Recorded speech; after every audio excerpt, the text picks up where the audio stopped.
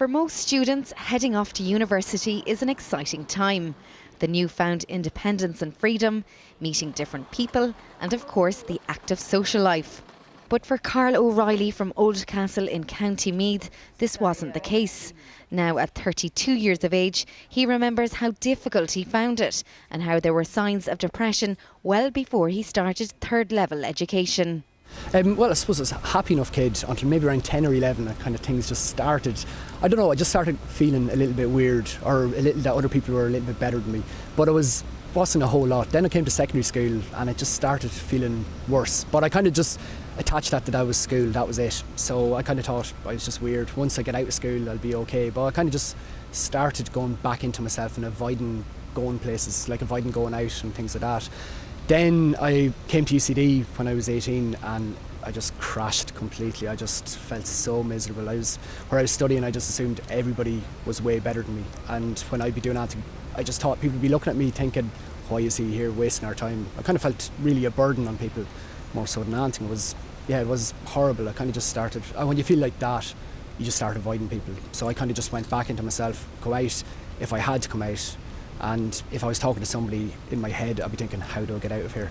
So for you, when was your rock bottom point where you thought, God, I really need help? I think at my worst, when I was around 21, 22, I remember, I think I went around 6 weeks. I was living with a few people and I don't think I spoke to them. I'd be monitoring every little thing. I'd be in my bedroom, I'd know the door would open once and close, that'd be one gone. Do it again, that'd be two gone. Then the third person would go. I could finally come down and maybe turn on the TV or do something. When did you feel that you started feeling better, or you were seeing the light, as it were? It was, I can't remember a moment. I remember a year that I look back on and said, wow, that was brilliant. It was funny, like it wasn't a case that every aspect of my life changed. With work I was struggling massively and I just thought I wasn't good enough. But then with that my social life improved, my work improved. I'd say honestly within 6 months. See, with depression it kind of seemed to come from nowhere. It was this dark cloud that just comes and just sucks the colour out of your life. Everything just fades. Kind of just things seem worthless. And where that comes from, I didn't know. So even though I knew these things, I couldn't, again with depression I suppose, so when I'd say, okay, I'm going to do this and get better, I'd have this inner voice telling me, what's the point? So I kind of reached a stage where I just gave up dreaming, I gave up hoping for anything. I wasn't living, I was surviving. But then, of all the things I read, there was one book, a fella by a guy called Richard Carlson. It's called Stop Thinking, Start Living. And he had just one, I can't remember anything else from the book, I just remember this one paragraph where he was talking about snowing outside. And he said, snowing outside, one person will get up, look out the snow and think, brilliant, I'm going to go out, make snowmen, throw snowballs, this is going to be fantastic, best day ever. Another person's going to get up, look at that snow and go, oh geez, I have to go out in this, my feet are going to get soaked, my car probably won't start, it's going to be terrible. What both people do is, the man is blaming the snow for feeling bad, the other fella is looking at the snow and that's the reason for his happiness. But the snow is just the snow, it's the same for everybody, it's just neutral, it's the thoughts that people put with it. And that was the first time that I realised that bad feelings, they started with a thought. So I kind of felt finally I'm in control of something. Obviously changing my thoughts to more positive was going to be a struggle. It took a lot of work, a lot of time, but finally, previous to that I think I was going to people and hoping they'd cure me. While now I realise there's loads of people out there who can help us, but you need to help yourself. You're in control of it and engage as many people as you can to help you, but you're in control. And that was kind of, from that day on, things had to change. So how does Carl keep the positive thoughts flowing?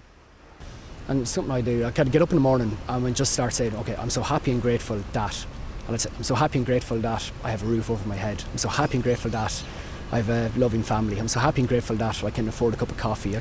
Simple things, you don't have to really feel it, but you just say that, and say that for around 2 minutes. I remember the first time I did it, I was saying it thinking, nah, this isn't going to work. I remember I woke up feeling miserable, did this, I remember just skipping down the road to get the bus, and it was unbelievable. It's just kind of, you are grateful, and this kind of feeling of gratitude, you just feel better. And Carl has this advice for anyone who might be feeling down. My advice would be talk to somebody. I think there's loads of help around. People are happy to listen, you're not a burden, and even talk to friends. Just say who you are. Don't start going into yourself and thinking you have to deal with yourself. I think engage as many people to help as you can. I was saying, like, if you break a leg or something like that, you'll go to a hospital to have it fixed. Even if you just want to get fit, you'll hire a fitness coach to help you. So I think with your mind, go see. So there's loads of people help, so there's no point in sitting there waiting for something to happen. Just go and talk. And that was Carl Riley speaking to our reporter Aisling Reardon. I'm joined now by Claire Hayes, Clinical Director with Aware.